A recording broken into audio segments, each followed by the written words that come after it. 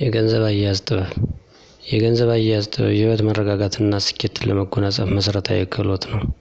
የተሻለ የገንዘብ ጤና እንዲኖርዎት የሚረዱ 4 ወሳኝ ምክሮችን ነው። አንደኛ፣ ገቢና ወጪን መዝግቦ መያዝ። የሚያገኙትና የሚያወጡትን እያንዳንዱን ሳንቲም መመዝገብ የት ላይ አላስፈላጊ ወጪ እንዳደረጉ ፍንጭ ይሰጥዎታል። ወጪዎ ሁልጊዜም ከገቢዎ ማነስ አለበት።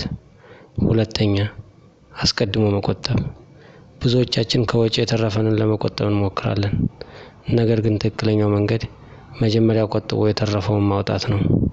ገቢ ሲያገኙ ቢያንስ 10% ወይም 20% በቀጥታ ወደ ቁጠባ አካውንቶ ያዙሩ። ሶስተኛ፣ ፍላጎትና አስፈላጊ ነገርን መለየት። የዕለት ተዕለት ወጪዎችን በሁለት ይክፈሏቸው።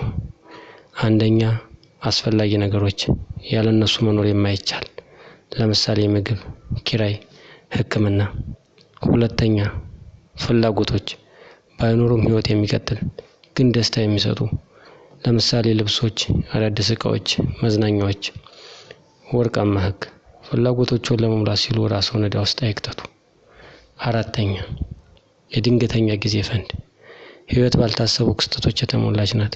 ህመም፣ የስራ መቀየር ወይም ድንገተኛ አደጋ ሲያጋጥም የሚደግፍ ከ3 እስከ 6 ወር ወጪን መጠን የሚሸፍን ገንዘብ ለይተው ያስቀምጡ። ይህ መረጋጋትን ይሰጥዎታል። ማጠቃለያ፣ ሀብታም መሆን ማለት ብዙ ማግኘት ብቻ ሳይሆን ያለንን በጥበብ ማስተዳደር መቻል ጭምር ነው። ዛሬ የምናደርጋት ትንሽ ቁጠባ ነገ ትልቅ የፋይናንስ ነፃነት ትሆናለች።